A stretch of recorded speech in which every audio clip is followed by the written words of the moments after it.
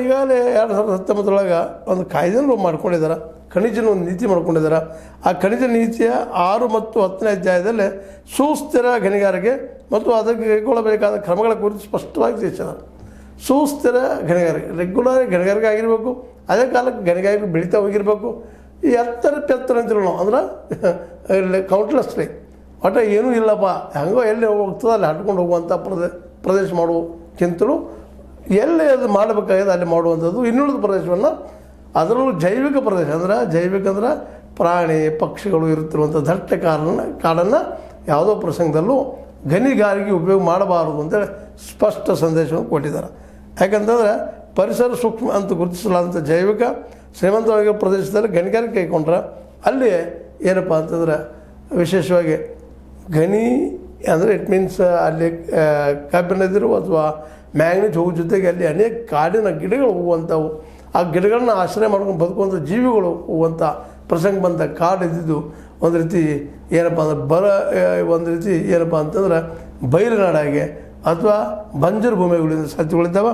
ಅದಕ್ಕೆ ಅಲ್ಲೇನು ಮಾಡುವಾಗಿಲ್ಲ ಅಂಥೇಳಿ ಸೆಂಟ್ರಲ್ ಗೌರ್ಮೆಂಟ್ ಅದು ಕೇಂದ್ರ ಸರ್ಕಾರ ಕಾನೂನು ಮಾಡಿ ಅದ್ರ ಮೇಲೆ ದಿಗ್ಬಂಧನ ಇದನ್ನು ನಾವು ಗಣಿಸ್ಬೇಕಾಗಿದೆ.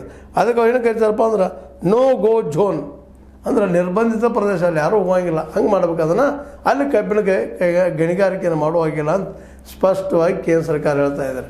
ಆದರೆ ಇತ್ತೀಚೆಗೆ ನೋಡಿದ್ರಪ್ಪ ಅಂದ್ರೆ ನಿಧಾನಕ್ಕೆ ಒಂದೊಂದಾಗಿ ಅಲ್ಲೇ ಈ ನಮ್ಮ ಏನಪ್ಪ ಅಂದ್ರೆ ಭೂಗಾಳರು ಅಂತ ಹೇಳಬೇಕಾಗ್ತದೆ, ಖನಿಜ ಗಾಳರು ಅಂತ ಹೇಳಬೇಕಾಗ್ತದೆ. ಅವರು ಅಲ್ಲೇ ಅಕ್ವೈರ್ ಮಾಡ್ಕೊಳ್ತಾ ಇದ್ದಾರೆ, ಒಳಗೆ ಹೋಗ್ತಾ ಇದ್ದಾರೆ. ಇದ್ದಿದ್ದ ಕಾಡನ್ನು ಸಹಿತ ಇನ್ನಷ್ಟು ನಾಶ ಮಾಡುವಂಥ ಎಲ್ಲ ಸಾಧ್ಯತೆಗಳು ಹೆಚ್ಚಾಗಿದ್ದಾವೆ. ಈ ದಿಶೆಯಲ್ಲಿನ ನಮ್ಮ SR ಹಿರೇಮಠ ಅವರು ಈ ಒಂದು ಮೂಮೆಂಟ್ನ ಶುರು ಮಾಡಿದ್ದಾರೆ. ಅದಕ್ಕೆ ಸರ್ಕಾರನ ಒತ್ತಡ ತರ್ತಾ ಇದ್ದಾರೆ, ನೀವು ಖನಿಜ ನೀತಿಯನ್ನು ಇಲ್ಲಿ ಜಾರಿಗೆ ತನ್ನಿರಿ ಅಂತ. ಖನಿಜ ನೀತಿ ಬಂತಪ್ಪ ಅಂದರೆ ಸಹಜವಾಗಿ ಇಲ್ಲೇ ಖನಿಜಗಳನ್ನ ಹಡ್ಡೋದು ಮಾಡೋದು, ಅವುಗಳನ್ನು ಖಾಲಿ ಮಾಡುವಂಥ ದುಷ್ಟ ಪ್ರವೃತ್ತಿಗಳು ಬೆಳೆಸೋದು ಇವೆಲ್ಲ ನಿಂತು ಹೋಗ್ತವೆ, ಕಾಡು ಉಳಿತದೆ. ಮುಂದಿನ ಜನಾಂಗಕ್ಕೆ ಒಂದು ಸ್ವಚ್ಛ ನೀರು ಸ್ವಚ್ಛ ಗಾಳಿ ಉಳಿಲಿಕ್ಕೆ ಸಾಧ್ಯದ. ಅದಕ್ಕಾಗಿ ಸೊಂಡೂರು ಅರಣ್ಯವನ್ನು ರಕ್ಷಣೆ ಮಾಡಬೇಕು, ಅಲ್ಲಿ ನೋ ಗೋ ಝೋನ್ ಪ್ರದೇಶ ಮಾಡಿ ಅಲ್ಲಿ ಯಾರು ಹೋಗ್ಕೊಡೋದು ಅನ್ನುವಂಥ ಪ್ರಯತ್ನ ಮಾಡ್ತಾ ಇದ್ದಾರೆ. ಆದರೆ ಇದು ಸಾಧ್ಯನಾ ಅನ್ನುವಂಥ ಮತ್ತೊಂದು ಪ್ರಶ್ನೆ. ಯಾಕಪ್ಪ ಅಂತಂದ್ರೆ ನಮ್ಮ ರಾಜಕಾರಣಿಗಳಿಗೆ, ನಮ್ಮ ಇವತ್ತಿನ ಕೆಲವೊಂದಿಷ್ಟು ಜನರಿಗೆ ಕಾಡನ್ನು ನಾಶ ಮಾಡಿ ತಾವು ಗಂಟು ಮಾಡ್ಕೋಬೇಕು ಅನ್ನುವಂಥ ಆಸೆ ಹೆಚ್ಚಾಗಿದ್ದರಿಂದಾಗಿ ಈ ಕಾಡು ಉಳಿತದನ ಅನ್ನುವಂಥ ದೊಡ್ಡ ಮೂಲಭೂತ ಪ್ರಶ್ನೆ ಒಂದು ಇವತ್ತು ಎಲ್ಲರನ್ನೂ ಕಾಡಲಿಕ್ಕತ್ತದ. ಇಂಥ ಪ್ರಸಂಗದಲ್ಲ ನಮ್ಮ SR ಹಿರೇಮಠ ಅಂತ ಹಿರಿಯರು ಈ ಮೂಮೆಂಟನ್ನು ಮುಂದುವರಿಸ್ಕೊಂಡು ಹೊಟ್ಟಿದ್ದಾರೆ. ಖನಿಜ ಉಳಿಸ್ಕೋಬೇಕು, ನಮ್ಮ ಕಾಡನ್ನು ಉಳಿಸಬೇಕು ಅಂದಾಗ ನಾವು ಉಳಿಲಿಕ್ಕೆ ಸಾಧ್ಯತೆ ಅಂತೇಳಿ ಮೂಮೆಂಟ್ ಮಾಡ್ತಾಯಿದ್ದಾರೆ. ಆದರೆ ಅದಕ್ಕೆ ಎಷ್ಟರ ಮಟ್ಟಿಗೆ ನಮ್ಮ ಈ ಸರ್ಕಾರಗಳು ಸ್ಪಂದಿಸ್ತಾವ ಅನ್ನೋದು ಗೊತ್ತಿಲ್ಲ. ಆದರೂ ಅವರು ಸಂಘಟನೆ ಮಾತ್ರ ಮಾಡೋದು ನಿಲ್ಲಿಸಿಲ್ಲ, ಹೋರಾಟವನ್ನು ಮುಂದೆ ಮಾಡಿಕೊಂಡು ಹೊರಟಿದ್ದಾರೆ.